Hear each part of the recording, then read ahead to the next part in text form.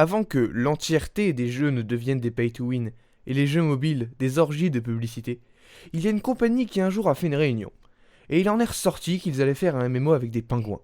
Cette compagnie sera rachetée 2 ans plus tard par une autre ayant pour symbole un animal également. C'est Disney.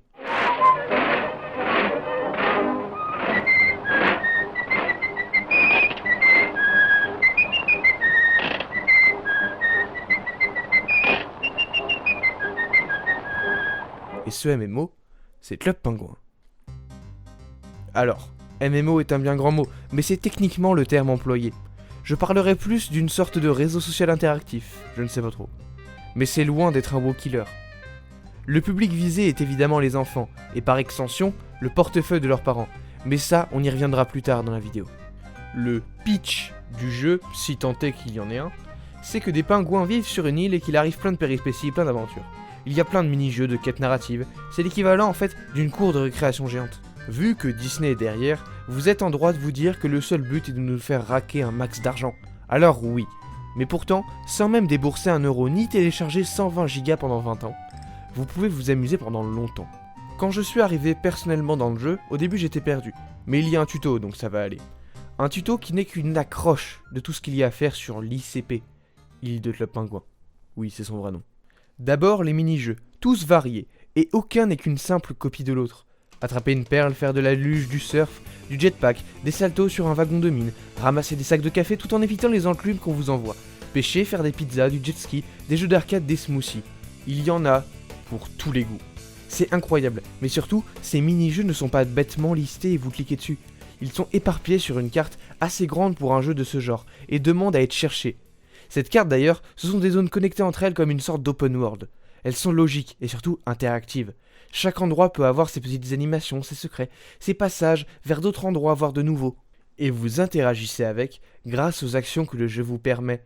Danser, lancer des boules de neige, faire coucou. D'ailleurs, certains secrets sont devenus célèbres. Il y a par exemple sur la carte l'iceberg. Une légende racontait que grâce à la combinaison de plusieurs marteaux-piqueurs achetables dans un magasin, on pouvait le retourner. Ce n'était bien sûr qu'une rumeur. Et puis un jour...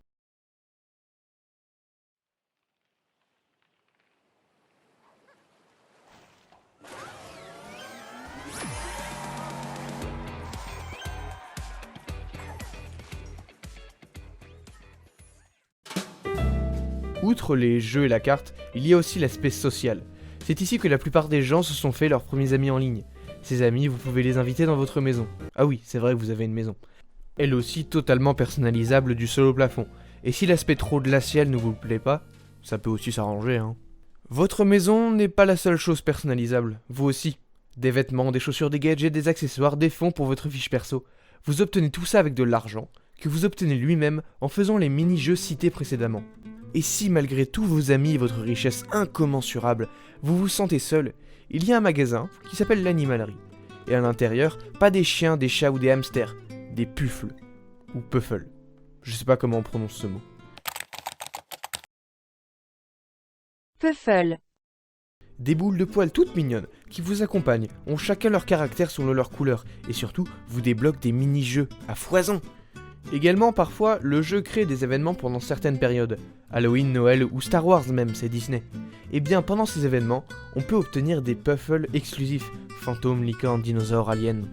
Mais les meilleurs puffles, ce sont ceux qu'on obtient en faisant des quêtes. L'or, par exemple, est obtenable en achetant le marteau-piqueur et en minant partout pour obtenir 15 pépites d'or et activer le moule d'or sacré.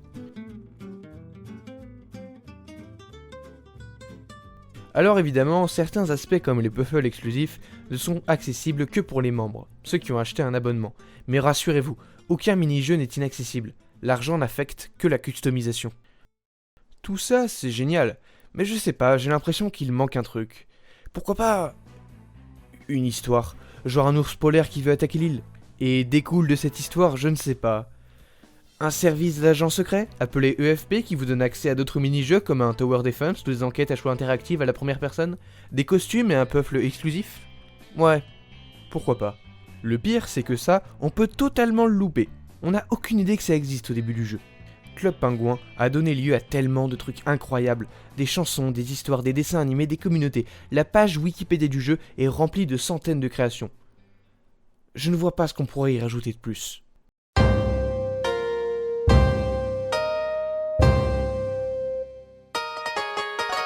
À part un dojo ninja évidemment, qui vous propose un système de PVP avec différents éléments, feu, glace et eau, un système de niveau, de cartes et un sensei comme boss final pour devenir officiellement un ninja. Aussi, chaque élément a lui aussi séparément son dojo de prédilection. Tous ont leur grade, récompense de customisation et jeu, tour par tour, jeu de plateau ou de rythme. Sachez aussi que l'élément de glace a une histoire exclusive et un méchant avec un background de tout ça. Aussi, depuis le début, je parle pas des musiques, je les mets simplement en fond, mais vous ne vous rendez pas compte du pouvoir nostalgique qu'elles peuvent avoir. Maintenant que je vous ai hypé, votre réaction normale serait d'aller vous créer un compte pour commencer à jouer, quel que soit votre âge ou tout autre critère. Mais si j'en parle aujourd'hui, c'est sous forme de nostalgie. Parce que Club Penguin a fermé ses portes le 29 mars 2017. Ça fait 6 ans à quelques jours. Pourquoi ? Perte de popularité, licenciement chez Disney, bref. Les derniers joueurs à en profiter furent ceux ayant un abonnement, et donc jusqu'à son expiration.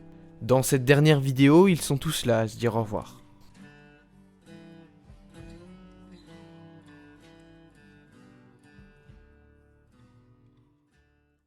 C'est triste en soi, tout a disparu. Tout ? Non. Car cette communauté a grandi, et parmi ces anciens joueurs, certains avaient fait un peu de programmation, et voulaient en faire profiter le reste de la communauté. Alors, qui est pour une petite partie de cartes ?